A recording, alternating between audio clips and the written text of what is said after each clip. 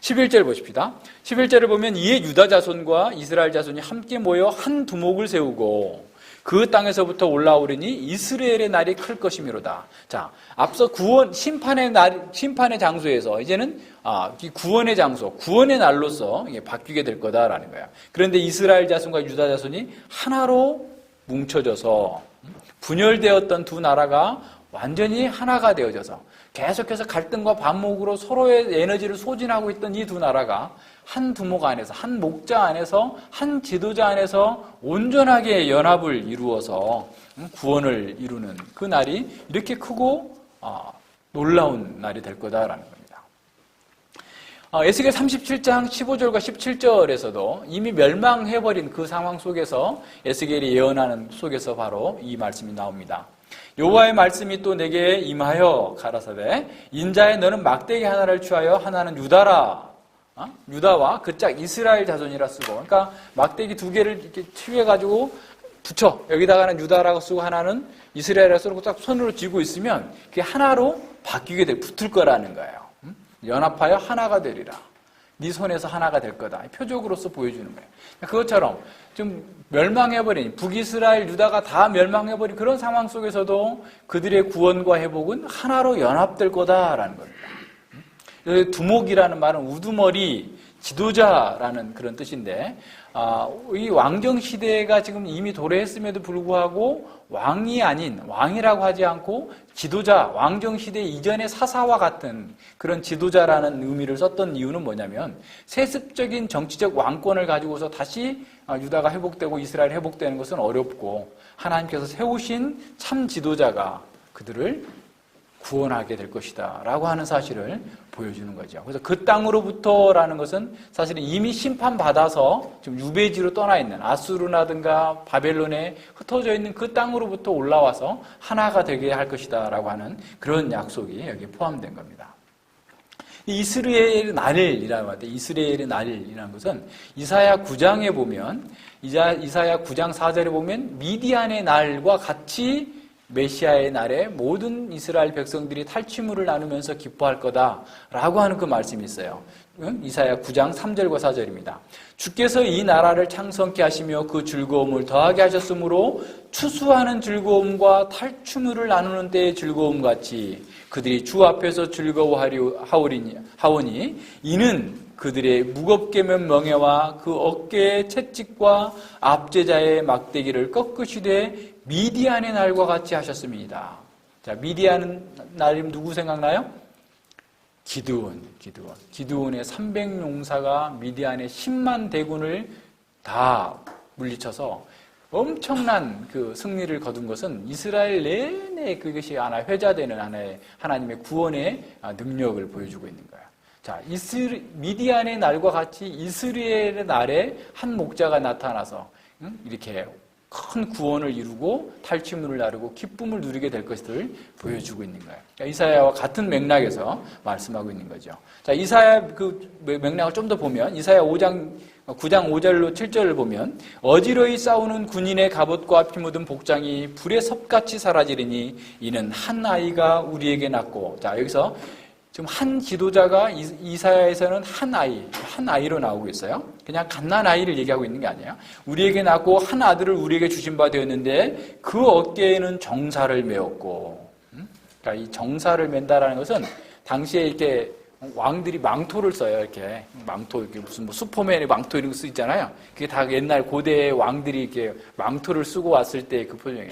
이 망토를 맸다라는 것은 그 왕으로서의 권위를 메었다라는. 그러니까 아이지만 그냥 아이가 아니고 온 세상을 통치하시는 그런 정사를 맨, 그 망토를 입은 그런 왕이다라고 하는 것을 보여주는 거예요. 정사를 메었고 그 이름은 기묘라, 원더풀이다. 그러니까 우리가 도무지 이해할 수 없을 정도로 놀라운 분이다라는 거예요. 모사다. 그러니까 뭐 카운셀러다 이런 말이 아니고 온 세계를 경영하는 분이다라는 거예요. 경영자시다라는. 탁월한 분이다. 전능하신 하나님이라 영종하시는 아버지라 평강의 왕이라 할 것이며 그 정사와 평강의 더함이 무궁하며 또 다윗의 위에 앉아서 그 나라를 굳게 세우고 자기 이후 영원토록 공평과 정의로 그것을 보존하실 것이라 만군의 여호와의 열심히 이를 이루리라. 그러니까 이사야를 통하여서 한 메시아가 오셔서 이 지금 멸망하게 될 이 유대를 구원하실 텐데 이와 같이 하실 거다라고 하는 것을 보여주는 것처럼 지금 호세아는 바로 이스라엘의 날에 한 목자가 유다와 이스라엘을 구원하셔서 하나로 연합하여서 온전한 평강의 날, 승리의 날, 기쁨의 날, 그 날을 이루실 거다라고 하는 사실을 예언하고 있는 겁니다. 그래서 하나님께서 이스라엘 대적하였던 그 모든 심판의 시대가 끝나고 이스라엘에게 긍휼을 베푸시는 구원의 날이 시작되는 이스라엘의 날을 얘기합니다. 심판의 장소가 구원의 장소로 바뀌고 심판의 날이 구원의 날로 바뀌게 될 거다라고 하는 사실을 보여주는 거예요. 심판으로 인하여서 피가 뿌려졌던 바로 그 장소에서 생명의 씨가 뿌려지는 이런 놀라운 일들이 벌어지게 될 것이다라는 겁니다. 그것도 유배지로 끌려갔던 사람들이 돌아오면서 온전한 회복이 이루어지게 될 것을 보여주는 거야. 자, 이 예언은 사실은 예수 그리스도의 십자가 안에서 궁극적으로 성취되어진 것이죠. 그리스도의 십자가는 우리의 죄에 대한 심판의 장소로서 피를 뿌린 장소입니다. 그리고 우리의 생명을 심어주기 위하여서 그 십자가에서 승리의 장소가 되었습니다. 그리스도의 십자가는 세상의 모든 억압과 고통과 갈망과 절망과 학대와 분열과 저주와 죽음을 이기는 그런 심판의 장소였고 이스라엘이었습니다. 바로 그 십자가에서 하나님의 백성들에게 생명의 새로운 씨가 뿌려지는 사랑과 긍휼의 장소였던 거죠. 심판의 장소였던 바로 이스라엘의 날이 하나님께서 세우신 그 지도자를 통하여서 승리와 생명의 날, 이스라엘의 날, 축제의 날이 되었던 것처럼 그리스도의 십자가는 우리의 죄에 대한 심판과 더불어서 하나님의 공의와 사랑이 가장 선명하게 오버랩되는 바로 그런 승리의 십자가이기도 합니다. 그리스도는 이 세상의 모든 신분과 인종과 지역과 모든 차별들을 다 없애버리고 치료하여서 하나로 연합하게 합니다.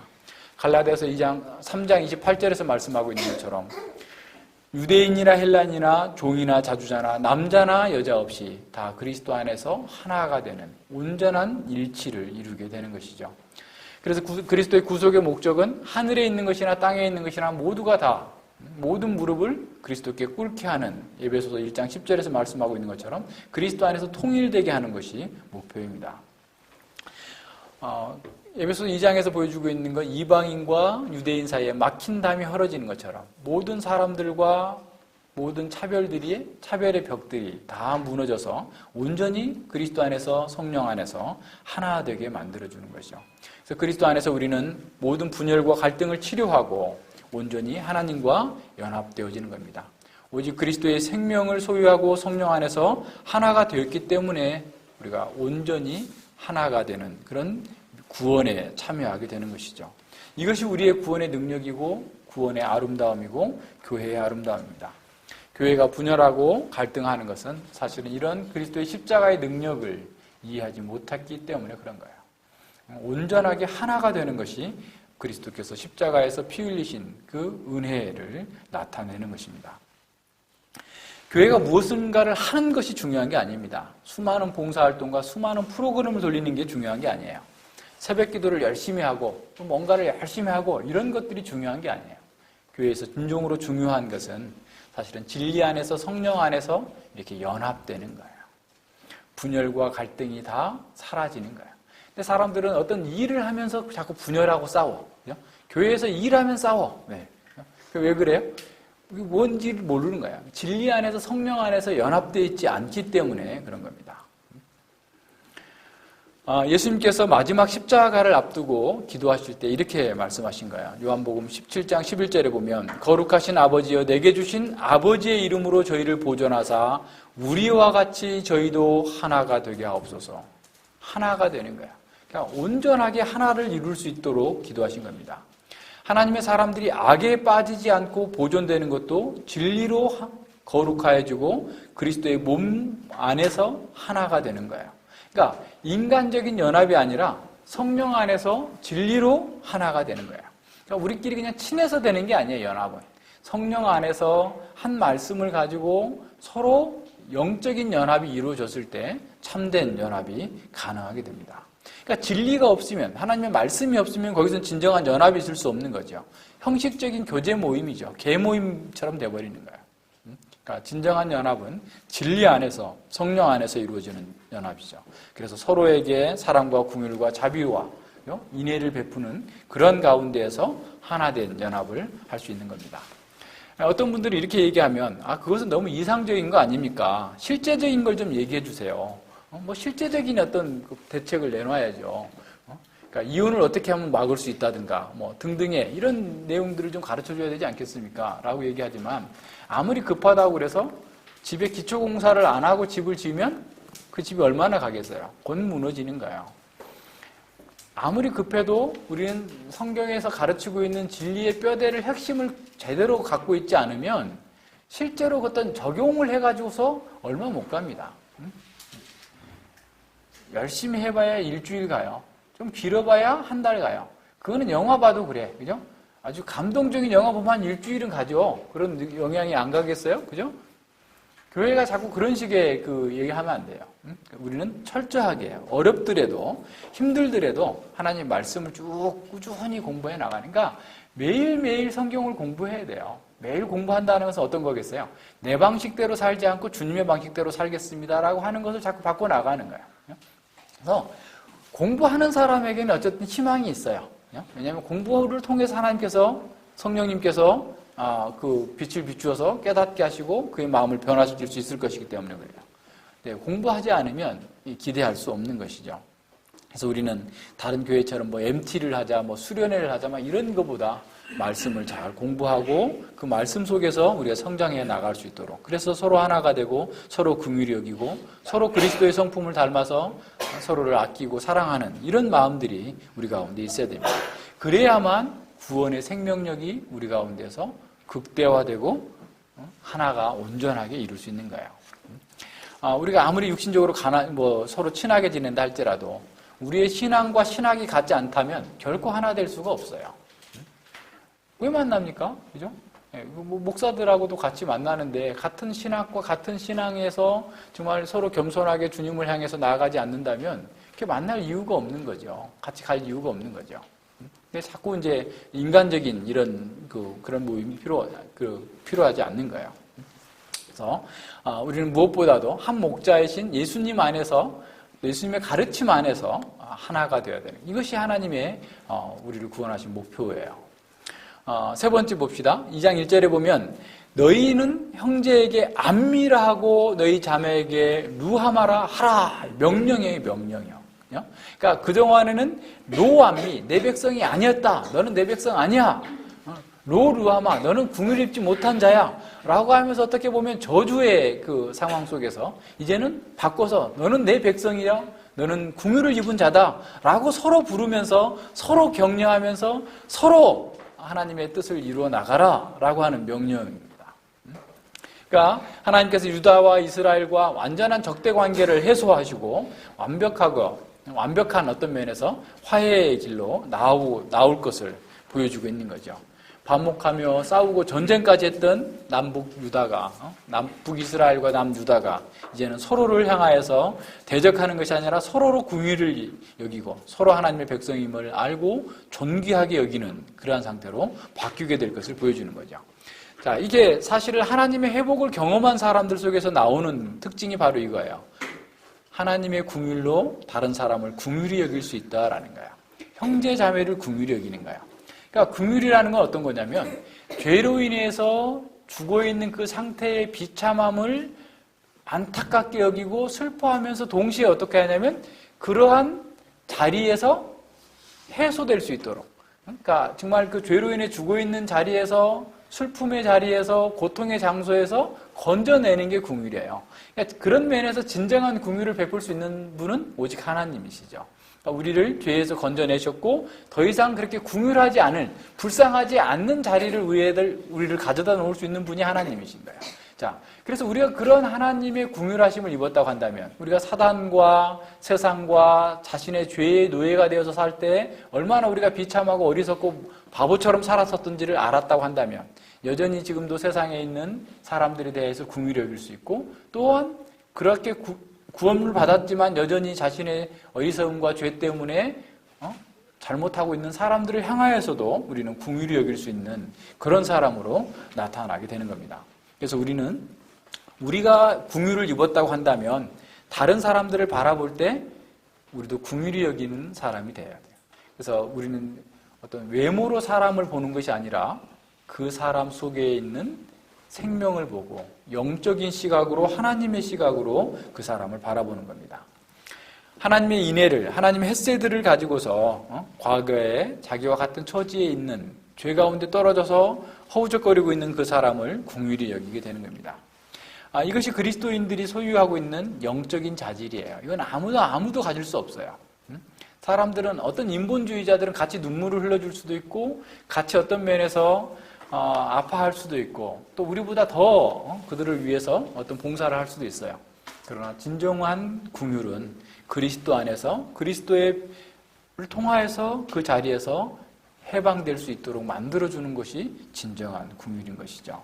그래서 하나님의 백성은 정말 다른 사람들, 또 자기 자신마저도 외모로 바라보지 않습니다. 그래서 자기 자신마저도 하나님의 긍휼하신 그 시각으로 바라보고 그리스도의 마음으로 바라보는 것이죠. 그래서 그리스도를 믿는 사람은 그리스도적인 생명이, 그리고 성품이 그들 속에서, 그들의 삶과 그들의 마음 속에서 사실은 구체화되어서 나타나는 거예요. 인격화돼서 나타나는 겁니다. 그러니까 우리는 가면 갈수록 어떻게 돼야 되냐면 그리스도의 그런 성품을 가져야 돼요. 그러니까 긍휼과 자비와 온유함과 강함과 올고줌과 담대함과 불의와 타협하지 않는 이런 능력이 우리 속에 있어야 됩니다. 시간이 갈수록 그런 것들이 자꾸 드러나야 돼요. 이렇게 드러나야 세상을 이길 수 있는 것이지, 앞서 우리가 히브리서 5장에서 본 것처럼 여전히 어린아이와 같아가지고 젖만 먹을 수 있는 상태가 있다고 한다면 안 되는 거죠.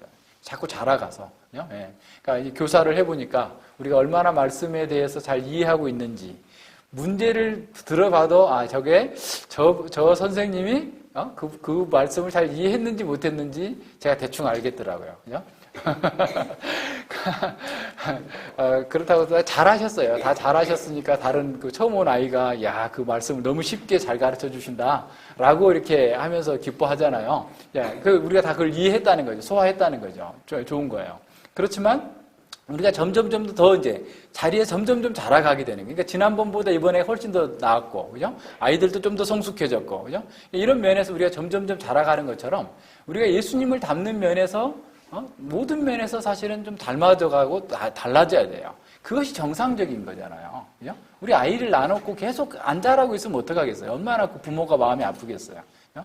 하나님께서 우리를 구원해 주셔서 하나님의 백성 삼으시고 이렇게 놀라운 진리의 말씀으로 날마다 먹이셨는데 계속 그 자리에 머물러 있으면 이렇게 하나님 앞에서 우리가 정말 염치 없는 그런 삶인 거죠. 그래서 우리는 다른 무엇보다도 뭔가를 많이 하고 적게 하고 그건 둘째고 우리가 우선 자라가야 돼요. 우리가 먼저 자라가는데 바로 그리스도의 성품을 따라 사는 것. 그래서 다른 사람을 긍휼히 여기는 거야. 다른 사람에 대해서 루하마라, 긍휼히 여김을 받은 자다라고 불러줄 수 있고 서로 그렇게 될 수 있도록 돕는 그런 목회적 차원에서의 삶을 살아갈 수 있도록 해줘야 되는 것이죠.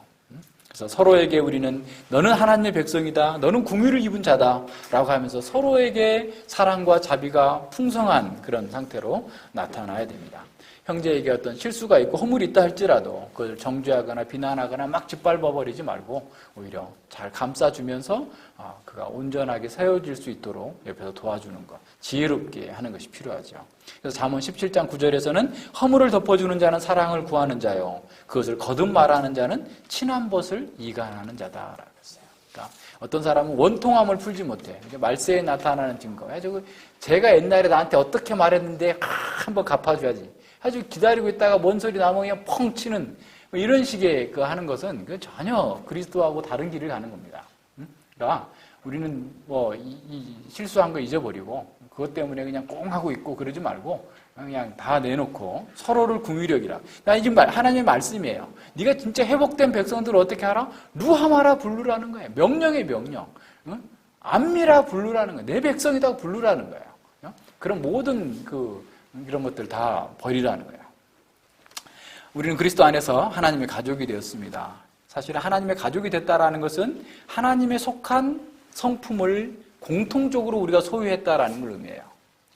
하나님께 속한 그 성품을 우리는 공통적으로 소유한 사람이에요. 그래서 하나님의 가족은 한 성령의 인도하심을 받고 한 성령의 인도하심을 받아서 한 진리 안에서 한 마음을 가지고 하나의 소명과 하나의 목표를 가지고 살아가는 거죠.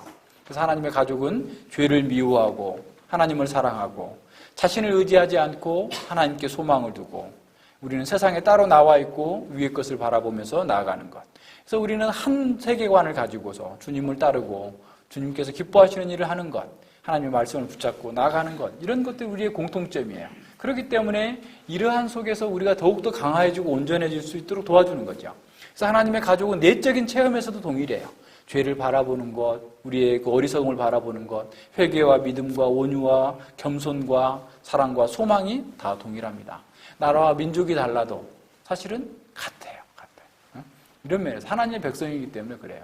지난번에도 어떤 성도님이 전화하셨어요. 제가 원래는 목사님한테 이런 말을 한 번도 해본 적 없어요. 그러니까 자기가 이제 그동안 만났던 목사님들이 있었을 거 아니에요. 근데 이분이 말씀이 깨닫고 나니까 이게 좀 막 말하고 싶은 거예요. 그래서 이제 막 얘기를 하는 거예요.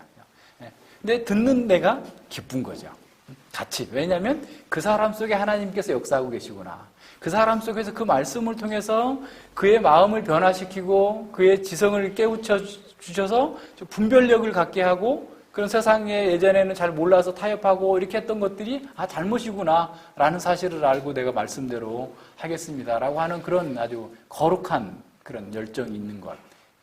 한국 사람이 아니래도 같은 마음을 갖고 같은 느낌을 공유하는 거예요. 같은 체험을 갖는 거죠. 이런 면에서. 그죠? 그래서 하나님의 가족들이 누리는 그런 기쁨과 슬픔, 사랑과 중호, 소망, 이것들이 사실은 신기할 정도로 같아요. 뭐 나라와 민족과 뭐 나이와 뭐 이런 걸 다 불문해, 학력도 다 떠나서 사실은 하나님의 가족이기 때문에 그런 겁니다. 그래서 하나님의 역사는 장소나 시대나 환경 때문에 또는 사람 때문에 달라지지 않습니다. 참된 그리스도인은 모두 한 가족이고 세상 어떤 기관이나 어떤 단체에서도 이룰 수 없는 그런 거룩한 닮음이 있어요. 그것이 진정한 하나님의 백성 공동체, 하나님의 가족인 것이죠. 그래서 우리는 이러한 그 가족들 속에 서로를 향하여서 긍휼한 성품을 나타내고 서로를 사랑하고 서로를 더 확실하게 이렇게 세워주기 위하여서 함께 노력하라라고 하는 명령을 받고 있어요. 안미라라고 부르고 루하마라라고 부르라고 하나님께서 우리에게 명령해주고 있습니다. 그래서 우리 한번 돌아봅시다. 우리와 우리 함께 있는 형제 자매를 정말 이렇게 긍휼히 여기고 있는가? 하나님의 가족으로서 동일한 성품을 가지고서 정말 긍휼한 마음으로 사랑하고 있는가? 그를 그렇게 부르고 있는가? 그리스도 안에서 우리 형제 자매의 안전을 지키는 것이 나의 의무라고 생각하고 있는가? 그래서 우리는 이런 요구를 잘 따라서 그 명령을 따라서 행할 때 우리 속에서 진정한 힘이 있는 거예요. 교회의 힘은 다른 게 있는 게 아니에요. 성도가 서로 사랑하고 서로 진리 안에서 하나가 되고 서로 안미라, 서로 루하마라라고 부르면서 사랑하는 그런 속에서 진정한 화해와 사랑과 기쁨과 소망이 충만한 곳에서 교회에 힘이 있고 우리가 그 속에서 하나님께서 우리에게 맡기신 사명을 감당할 수 있게 되는 거예요. 우리 모두가 그렇게 돼야 돼요. 우리 자녀들도 그렇게 돼요. 그것을 위해서 우리가 서로를 섬기는 자로서 있는 겁니다. 자, 이 본문에서는 하나님의 백성의 회복이 어떤 방식으로 언제 이루어질지에 대해서는 나타나지 않습니다. 이러한 역사의 프로그램은 하나님께서 정하실 문제이기 때문에 그렇죠. 심판의 시대를 살아가는 사람들에게 중요한 것은 하나님께서 미래의 구원을 약속하셨다라는 사실입니다. 이스라엘은 구원의 빛을 바라보면서 심판의 어두운 골짜기를 지나가야 합니다. 구원의 약속이 확실한 것은 정말 그것이 확실하다라는 것을 믿을 수 있는 것은 즉 어렵지 않아요. 왜냐하면 하나님께서 말씀하신 대로 지금 심판이 이루어지고 있어요. 그러면 말씀하신 대로 회복이 이루어지실 것을 우리는 당연히 믿는 것이죠. 그러니까 그들이 당하고 있는 심판이 그들이 결국 회복될 것이라고 하는 그 소망을 더욱더 강하게 하고 확실하게 보장해 주는 겁니다. 선지자가 예언한 심판이 눈앞에 현실이 되었다고 한다면 미래에 있을 회복 또한 약속대로 반드시 성취될 것입니다. 미래는 영광스럽고 안전하게 될 것입니다. 하나님의 언약적 축복을 막을 수 있는 것은 아무것도 없습니다. 이스라엘과 유다는 하나님의 은혜의 섭리 가운데서 한 백성으로 통합될 것이고 하나님께서 한 목자, 한 지도자를 세워서 그들에게 영광의 나라를 상속하도록 하실 것입니다. 구원의 날이 다가오고 있습니다. 그날에는 하나님의 백성들이 바다의 모래처럼 많아질 겁니다. 그래서 요한계시록 7장에서 14만 4천 헤아릴 수 없는 수많은 사람들을 얘기하고 있는 거예요. 셀 수 없는 사람들. 그 날이 가까이 오고 있어요. 그들은 한 지도자 안에서 온전히 통합될 거예요. 지역적으로 통합되는 게 아니에요. 어떤 인위적으로 통합되는 게 아니에요. 한 말씀 가운데에서 한 성령 안에서 영적이고 유기적인 생명적인 통합을 이루게 될 것입니다. 그들은 모든 반목과 갈등을 치유하고 서로에게 긍휼히 여기는 화해를 이루게 될 것입니다. 이러한 약속들은 당시 호세아 시대의 전쟁으로 대다수의 사람들이 죽음으로 인해서 인구가 급속도로 감소한 상황에서 주어진 말씀입니다. 나라는 나뉘어졌고 분열되어 있습니다. 북이스라엘은 아수르의 포로로, 남유다는 바벨론의 포로로 잡혀가는 상황이 임박해 있었습니다. 그럼에도 불구하고 영적으로 무감각해져 버린 사람들은 여전히 죄 가운데에서 황무지 속에서 마치 생명을 찾겠다고 하는 그런 헛된 일을 매진하고 있었던 거죠. 그들은 아무것도 달라지지 않았고 점점 더 고갈되고 점점 더 강팍해진 상황입니다. 이들은 아직도 자신의 갈망을 채우기 위해서 우상에게로, 이방 나라에게로 달려가고 있는 그런 상황입니다. 그러나 하나님은 남은 자들의 소망하는 바로 그 구원을 완전히 이루실 것이다 라고 약속해 주시고 있는 겁니다. 이런 축복의 시대는 진노의 시대의 다음에 와야만 됩니다. 수적으로 증가하는 약속의 백성들이 죄로 인해서 심판으로 확 줄어버리고 난 다음에 남은 자들 속에서 또 증가하게 될 것입니다. 재통일의 약속은 사실은 나눔과 분열로서 완전한 심판이 이루어질 때까지 미뤄져야 됐습니다. 한 지도자의 통치로 인하여서 회복은 현재의 부패한 왕들이 다 쓰러져 나가서 멸망당하기 전까지는 이루어지지 않게 되었습니다. 부활은 죽음과 파멸 이후에 이루어지게 되어 있습니다. 먼저 죽음과 파멸을 참고 견뎌야 합니다. 따라서 호세아는 현재 시대와 가까운 미래의 정황과 전적으로 반대되는 내용을 예언하고 있었던 거죠. 그리스도는 먼저 죄인들을 향하여서 하나님의 저주를 짊어지시고 온 인류를 향한 심판을 당하셔야만 했습니다. 그리스도께서 그 완전한 속죄 희생제사를 드리기까지는 어느 누구도 하나님과 화해할 수 없었습니다. 그래서 데이비드 웰즈라고 하는 신학자는 이렇게 말했습니다. 인간은 죄에 의해서 하나님으로부터 소외되었고 하나님은 진노에 의해서 인간으로부터 소외가 되었다. 죄가 극복되고 진노가 돌이켜지고 그리하여서 하나님은 불쾌감 없이 인간을 바라보실 수 있고 인간은 두려움 없이 하나님을 바라볼 수 있게 된 것은 그리스도의 대속적 죽음 속에서이다. 죄는 속해졌고 하나님의 노가 풀리셨다. 인간의 악의 폭로인 십자가는 동시에 그 폭로된 인간의 악을 제압하는 하나님의 도구가 되었습니다. 그리스도께서 우리의 죄를 대신하여 죽으셨기 때문에 우리는 그분 안에서 생명의 길을 들어서게 된 겁니다. 우리 개인적으로도 마찬가지입니다. 우리가 하나님의 영광과 축복에 참여하기 위해서는 자기의 죄에 대한 철저한 발견이 있어야 됩니다. 자신에 대한 한없는 절망이 먼저 있어야 됩니다. 스스로는 구원할 수 없을 뿐만 아니라 자신의 최선의 것이라 할지라도 더러운 옷과 같다는 사실을 인정해야 됩니다. 자신과 세상이 그 자체로서는 황무지와 같다는 것을 인식하는 사람만이 그와 같은 헛된 노력을 포기할 수 있는 것이죠. 오직 하나님의 긍휼과 자비에만 구원의 소망이 있음을 아는 그 사람에게 십자가는 가장 놀라운 지혜와 능력이 되는 것입니다.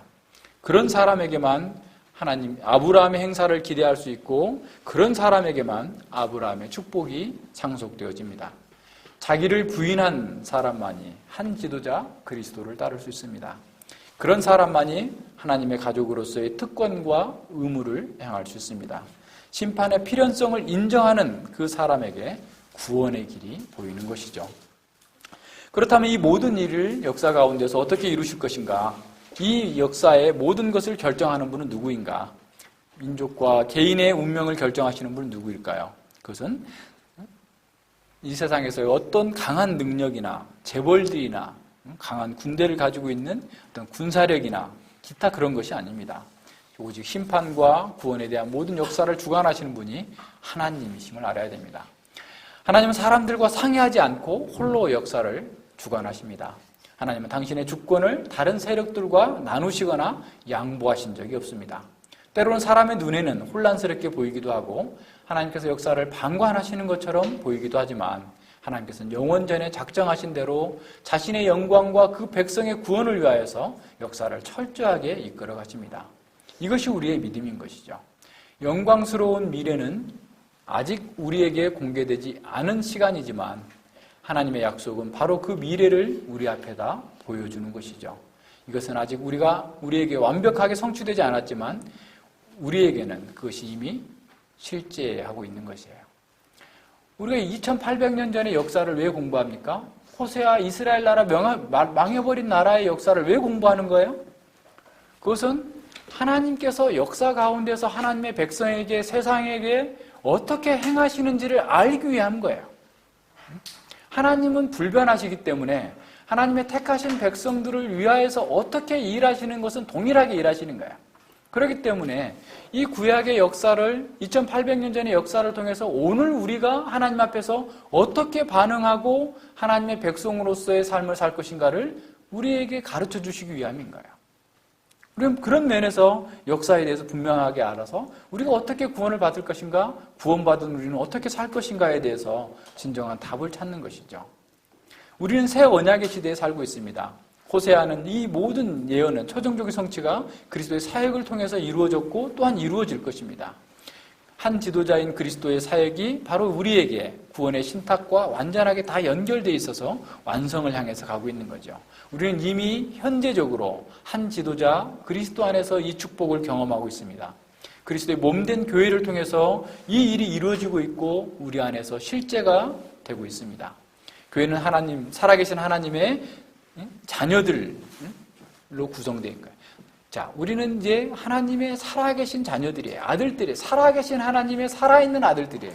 살아계신 하나님의 죽은 아들들이 아니고 살아계신 하나님의 살아있는 아들들이에요. 그렇다면 우리는 살아계신 하나님의 성품을 가지고 교회 가운데에서 이 세상 가운데 하나님의 복을 증거하는 존재로 이 땅에 있다라는 사실을 알아야 돼요. 그래서 인종과 신분과 시대와 장소를 초월하여서 우리는 믿음으로 아브라함의 자녀가 되었고 아브라함의 축복을 상속하였고 하나님의 가족이 된 것이요. 교회는 아브라함의 약속하신 축복을 물려받은 언약의 공동체입니다. 교회는 이 축복의 말씀을 높이 들고 아직도 황무지 속에서 방황하고 있는 사람들에게 빛을 비춰줘야 되는 거예요. 교회는 이 척박한 황무지 안에 세워진 하나님의 낙원입니다. 우리가 에덴 동산이에요. 우리가 기쁨의 동산이에요. 우리 안에는 어떤 분열과 어떤 갈등과 어떤 아픔과 고통이 있다 할지라도 기뻐하고 즐거워하고 서로를 궁휼히 여기면서 하나님의 성품을 나타내고 하나님의 진리를 나타내는 그런 거룩한 공동체로서의 낙원이에요.